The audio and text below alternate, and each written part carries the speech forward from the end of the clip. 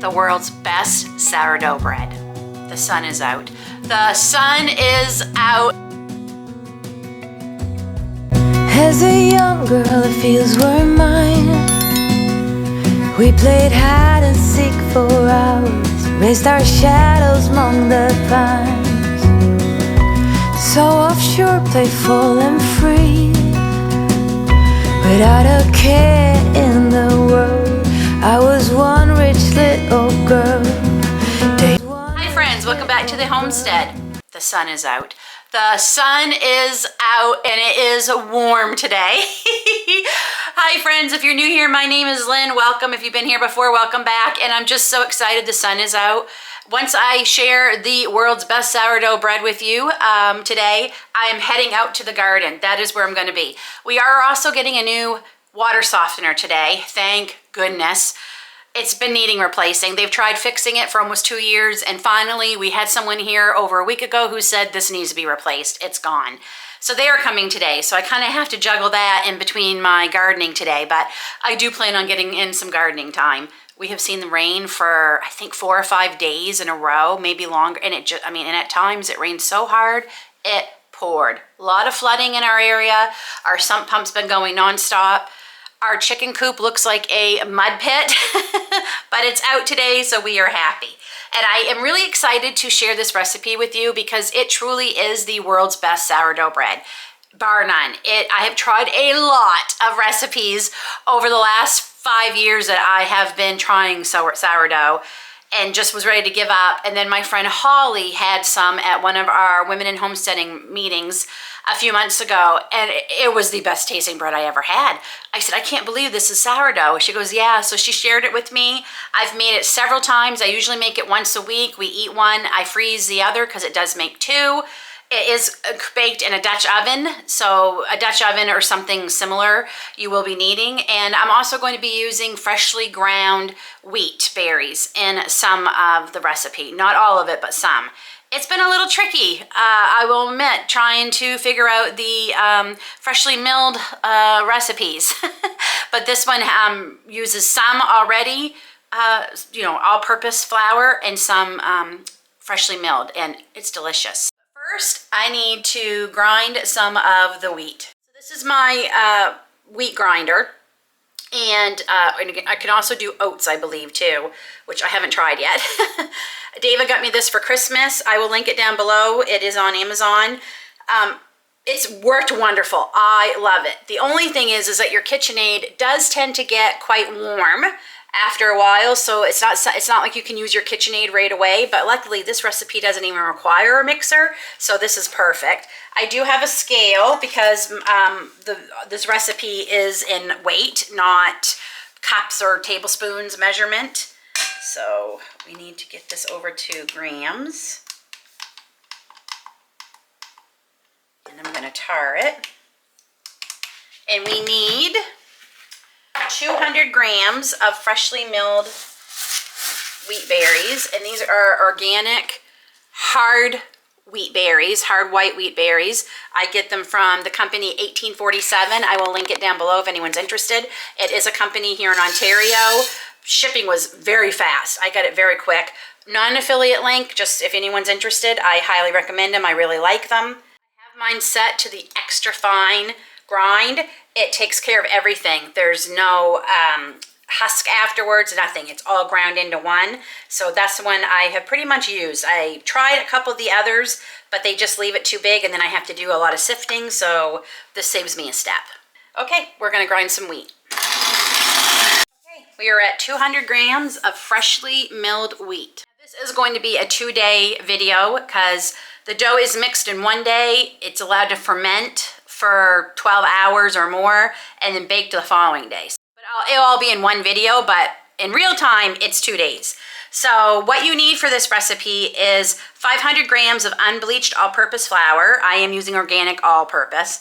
200 grams of our freshly ground whole wheat, 250 grams of bread flour. You can omit this and just add more unbleached, which is what I'm going to be doing. So I'm going to be using 750 grams of all-purpose unbleached organic flour. 200 grams of your mature starter that's active and bubbly, and ours is very bubbly. 650 grams of water, and 20 grams of salt. So we are going to measure out our all-purpose here. We need 750 grams. I have used the bread flour before. It's okay if I happen to have any. I'm just out of bread flour, but I honestly find that we actually liked it, just if not more, with the all-purpose in the freshly ground wheat versus the bread flour. There we are, 750. We're going to add our freshly ground wheat to that. We can get rid of this off of here. And we're going to add our 650 grams of water. I had to get my other measuring cup. I forgot it doesn't hold 650 grams, that other one. And we're going to add this to our flour mixture.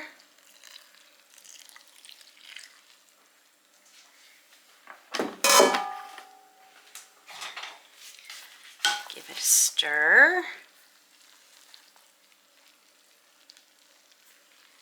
So this will be a shaggy dough.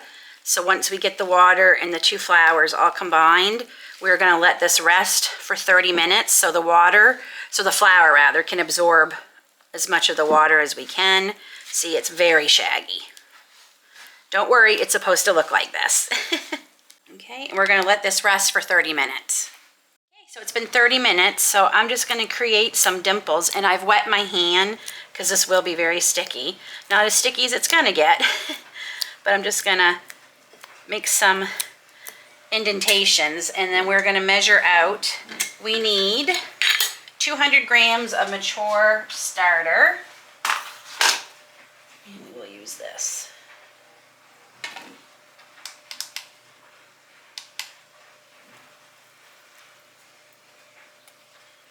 All of it, so I'll be having to get some more starter going, but for now we have just enough, and we're gonna, again, my hands are wet. Okay, we're gonna mix this in by hand.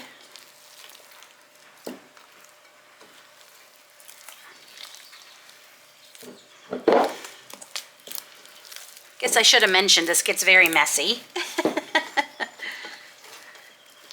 Okay, and now we're going to sprinkle 20 grams of salt on top and continue mixing. Okay, 20 grams of salt sprinkled on top. Mix this in, and then you're going to mix this by hand for about 5 minutes.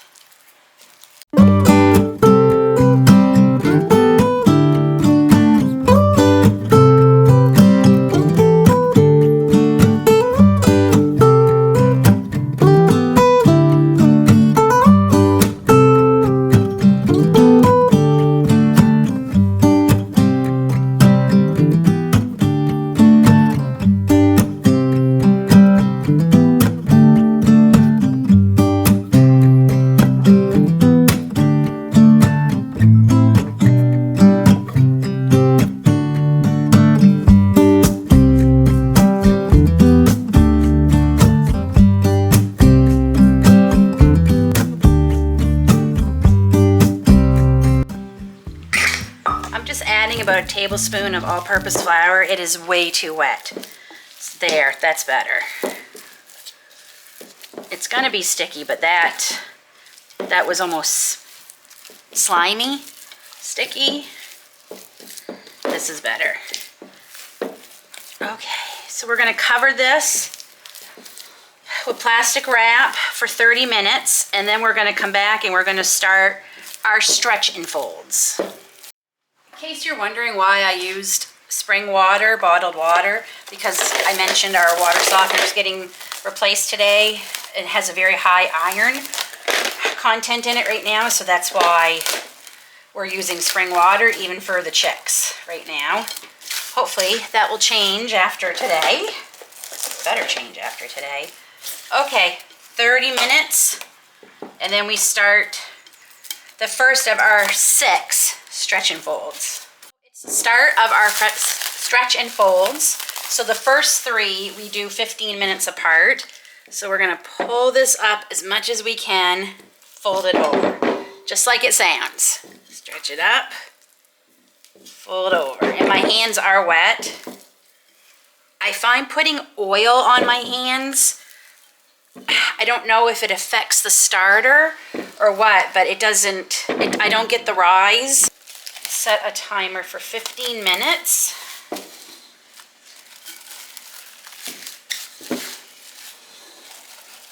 And I like to keep track on a piece of paper just because I will forget.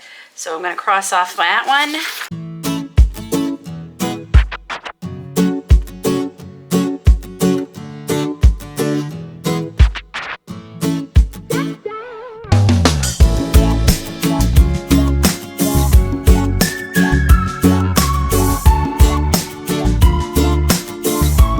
Okay, this is the last of our 15 minutes. After this, they go 30 minutes apart.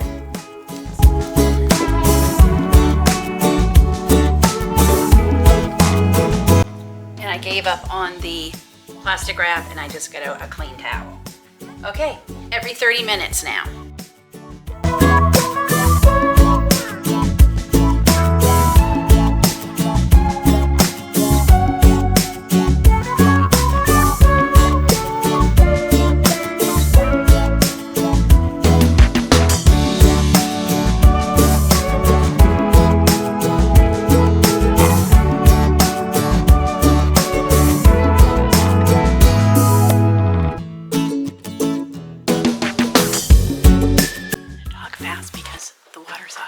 Are here, but we're all done our stretch and folds. So now we're going to let this sit until it doubles roughly in size. Okay, so this is definitely doubled in size. It's been a couple hours, so we are now going to carefully put it on to, oops, that's more than I wanted. Just a little bit, that's way still too more. We're going to put a little bit of flour, gently get this out of the bowl, and we're going to divide it in half. And then each half is going to go into a bowl with flour in the bottom and covered with plastic wrap and in the refrigerator until tomorrow morning when we will bake it.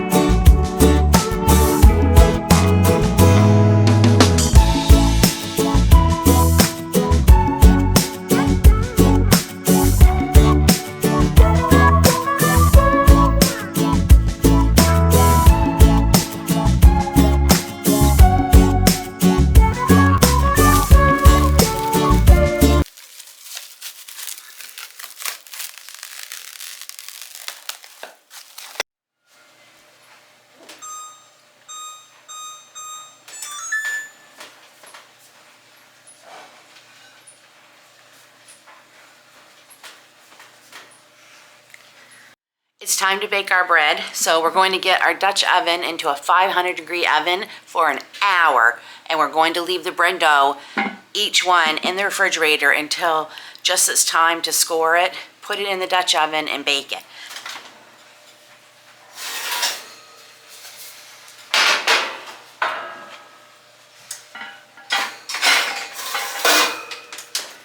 So the Dutch oven has been heating up for an hour. So now we're going to get our dough out, and this can be a little tricky. I have this little scraper that helps me get the dough out. So you don't have to use one of these. You can use parchment. David got this for me for my birthday, sourdough starting kit, and it came with 2 of these. I love these. I can link it down below if you're interested. But I'm going to slowly just loosen it from the bowl and hope it plops out. Oh, I think it's gonna. The flour that we put in there really helps it come out easier. Hi friends, so as I'm editing this video, I realize, yes, I'm in my very messy she cave right now. it's low priority with everything else going on. But as I'm editing, I realized that the footage I took of the flour in the bowls before I put the dough into the bowls for the night in the refrigerator never got recorded. So when I made that comment, the flour in the bowl really helps it slide out, you might be wondering, what? I sprinkled some flour into the bowls before I set each ball of dough into the bowls, so it would help release a little bit easier the next day. So yeah, don't know what happened to the footage. Maybe I forgot to hit record and it never recorded. I don't know, but just so if you're wondering, that's what I'm talking about. Okay. Right, and I'm just going to try and shape it onto here, more ball-like. We're going to score it now. I'm going to warn you, my scoring skills need a lot of work, but I'm going to do my best. I have this little scoring tool, but you can use a very sharp knife. And I'm not going to get too crazy with it. Like I said, my skills are lacking in this. But I think I'll just do a half moon.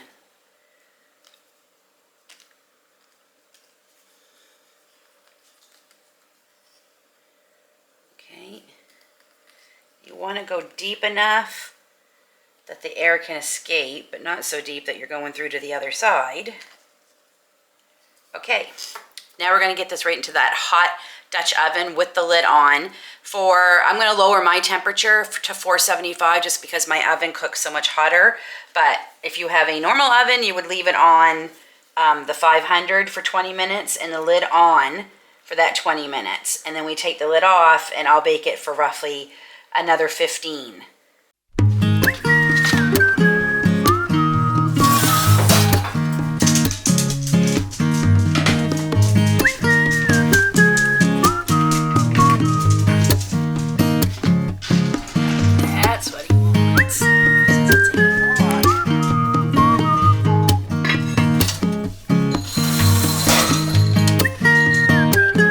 First 20 minutes.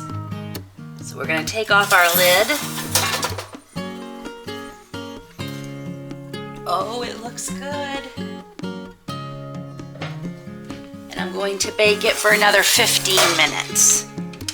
There is our first loaf. Not too bad considering it had that darn dent, and I guess I did my scoring deep enough because we didn't explode. I wish we had smell-o-vision so many times, but definitely today, because that turned out pretty good. So we're going to do the exact same thing with the other dough, and I'm going to get the Dutch oven back into the oven right away.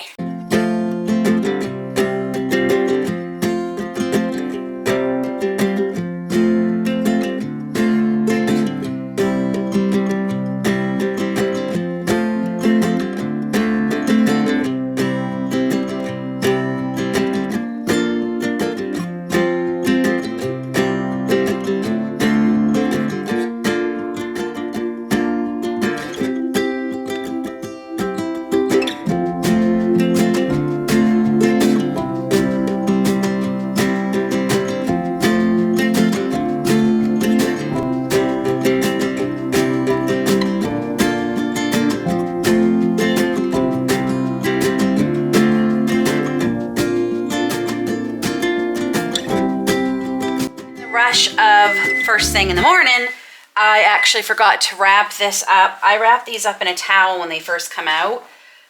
Clean towels, obviously, 3 towels. And it helps keep the crust a little bit softer so it's not quite so hard. And I forgot with that one, so I'm just going to get these ones ready for our last loaf here.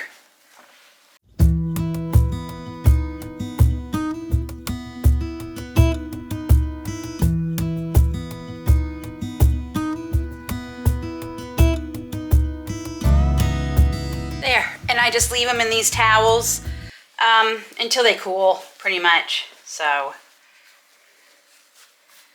there we go. 2 loaves of the world's best sourdough bread. I'm telling you, it is delicious. And if you really don't like the sourness of sourdough, which honestly we don't care for, you will love this bread. It doesn't have that, but it has the texture and all the goodness of sourdough, if that makes any sense. So I hope you enjoyed this video. Put a comment down below if you like sourdough bread and if you think you'll try this recipe. Until then, take care, God bless, and we'll see y'all soon.